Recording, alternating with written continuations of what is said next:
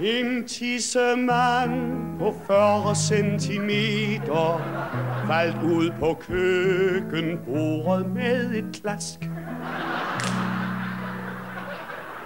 Og pigen skreg, herr kammerherre Peter, jeg tror den trænger til en kogevask. Og hun tog fat og gav den kunstigt åndedræt, og som en flagstang gik den op i stand.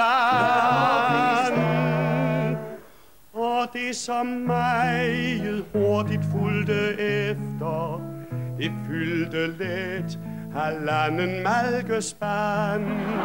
Og det som meget hurtigt fulgte efter, det fyldte let halvanden malkespand.